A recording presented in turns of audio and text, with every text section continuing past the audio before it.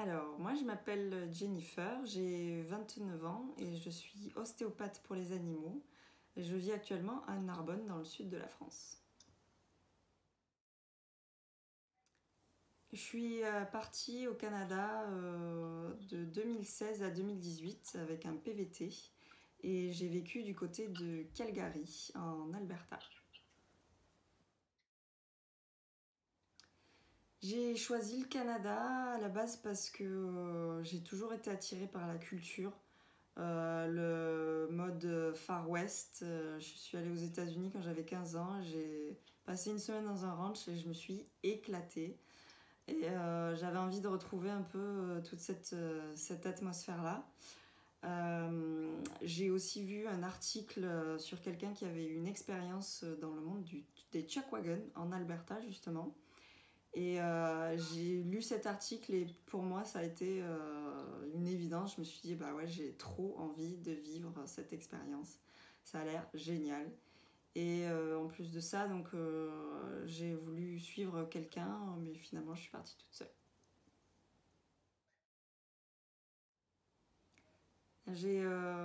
J'ai demandé un visa avec mon passeport français, un PVT, que j'ai eu donc, avec lequel j'ai fait les 2 ans au Canada.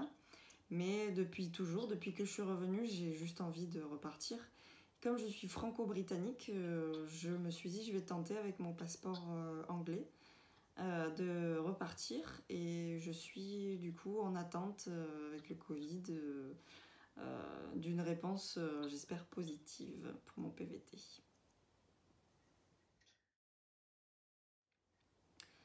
Je suis ostéopathe pour les animaux, plus spécialisée pour les chevaux, mais je fais les chiens, les chats et tout type d'animaux. J'ai fait 5 ans d'études en Angleterre et en France. Et en fait, il se trouve que j'ai pas envie de vivre en France et que j'ai envie de tenter ma chance au Canada. Alors, je vais tenter l'aventure là-bas en tant qu'ostéo. Je sais qu'au Québec, les lois sont un peu strictes par rapport à ça. Mais de toute façon, j'ai qu'une envie, moi, c'est de vivre du côté ouest. Et puis voilà, je vais tenter ma chance de ce côté-là.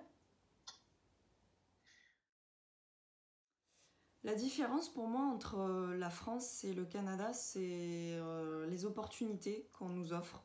Au Canada, je me suis retrouvée, même si voilà, je suis ostéopathe pour les animaux, je voulais exercer ce métier là-bas. Bon, tout le monde sait qu'en PVT, on ne fait pas forcément, forcément son métier de base. On peut faire un peu de tout. J'avais surtout envie de travailler dans les chevaux, de découvrir des choses nouvelles. Je me suis retrouvée dans le monde du rodéo, et des stampides, toutes ces choses-là qui sont complètement déconnectées de ce qu'on peut connaître en France. Et je me suis rendu compte surtout que tous mes employeurs, donc j'ai travaillé comme palefrenière, groom, j'ai travaillé aussi comme ostéo dans un centre de rééducation pour les chevaux. Et à chaque fois, on ne regarde pas forcément mes diplômes, mais on essaye de voir si je suis capable de faire le boulot. Et c'est ça que je trouve génial avec le Canada, c'est qu'on nous offre notre chance et c'est à nous de faire nos preuves. Et c'est ce qu'on manque, je pense, cruellement en France. Alors l'expérience du chuck wagon, je vous explique, c'est des courses de chars style Far West avec des chevaux de course attelés à une chariote et qui font le tour d'un champ de course. Voilà, et c'est celui qui arrive en premier qui gagne. Après, bon, il y a plein d'autres règles, mais plus ou moins c'est ça. Et en fait, notre journée type, c'était on se levait bien tôt, genre 6 heures du matin, on sortait les chevaux, on faisait leur box. Puis après, une fois qu'ils s'étaient bien défoulés dehors, on les rentrait, on les nourrissait. Voilà, on s'occupait d'eux. Puis nous, on prenait notre petit déjeuner à ce moment-là. Voilà, la journée passée, vers midi, c'était le break et on allait faire la sieste jusqu'à 4 heures.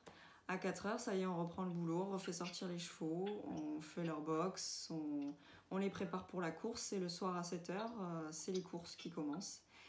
Et la fin de journée, c'est la meilleure. C'est le moment où ton boss, il te tend une bière et que tu te poses autour d'un petit feu avec le soleil qui se couche. Et pour rien au monde, je n'échangerai cette expérience. C'était vraiment la meilleure. On a gagné plusieurs rodéos, plusieurs stampedes, parce qu'eux ils disent pas le rodéo là-bas, ils disent les stampedes. Et donc on en a gagné plusieurs, donc j'étais plutôt fière. Ouais, notre écurie a fait des bons runs et mon patron, c'était l'un des meilleurs du monde. C'est hyper dur de choisir parce que j'ai fait pas mal d'endroits, j'ai vu beaucoup de parcs, j'ai fait beaucoup de choses, j'ai vu un tas de paysages. Mais je pense que ce qui me marque le plus, c'est le jour où j'ai traversé la frontière de Colombie-Britannique en Alberta. Et j'ai eu ce sentiment en voyant ce que j'avais devant les yeux, les plaines de blé doré, les vaches noires, le ciel bleu et à ma gauche une chaîne de montagnes, les montagnes rocheuses. Et c'est à ce moment-là où j'ai eu ce sentiment où c'est la maison quoi. C'était un sentiment hyper puissant. Le plus difficile, je pense que c'est de quitter ses proches et toutes les personnes qu'on aime. Ça a été vraiment le plus compliqué à gérer. Mais après, une fois lancé dans la vie active, ça va mieux. Donc, si vous avez peur de ça, c'est pas grave, faites-le, sautez le pas et puis je vous jure, ça ira. L'hiver, j'avais un petit peu peur. Je me suis dit, étant sudiste, j'aime le chaud, voilà, ça va pas le faire.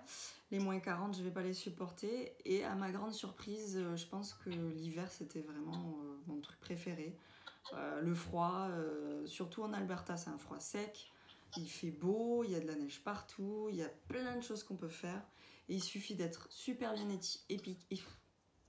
il suffit d'être super bien équipé et un bon manteau, des bons gants, des bonnes bottes, un bon bonnet et puis on fait un milliard de choses et la vie ne s'arrête pas parce qu'il fait froid.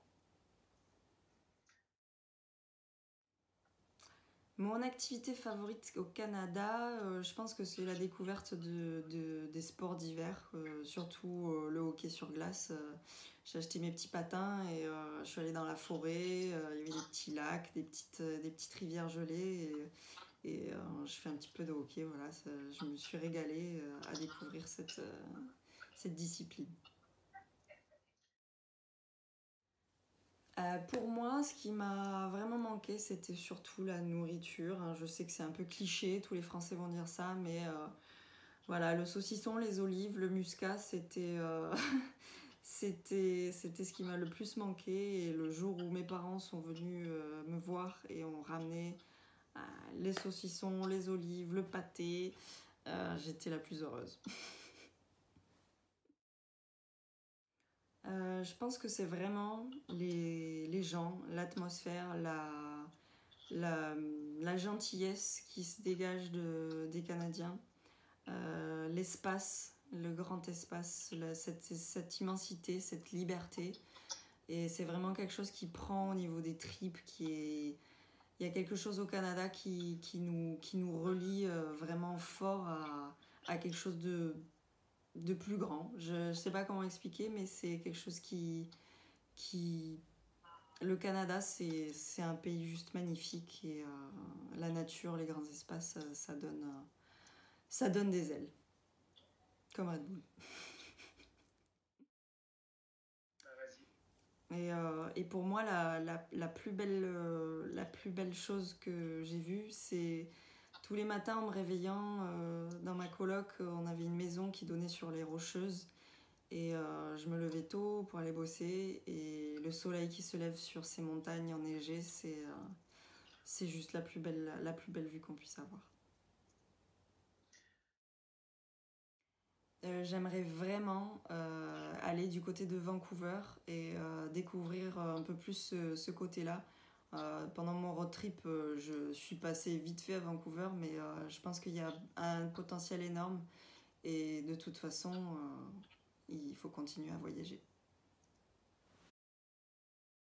La chose la plus dingue que j'ai faite au Canada, c'est probablement d'être partie toute seule pendant 2 mois en road trip dans ma Jeep. Je m'étais installé un petit matelas gonflable dans le coffre, je m'étais fait ma petite maison dans ma Jeep et j'ai fait un petit tour du Canada et des USA du côté ouest. À 100%. Moi, je vous conseille franchement de foncer, de ne pas se poser de questions. Avoir peur, c'est normal, tout le monde a peur. Mais une fois le cap passé, on franchit des limites qu'on pensait infranchissables. Et c'est ça la beauté de la chose, de se lancer ce genre de défi. C'est qu'on se retrouve avec nous-mêmes et on se pousse à faire des choses qu'on n'aurait jamais tenté de faire si on était resté en France.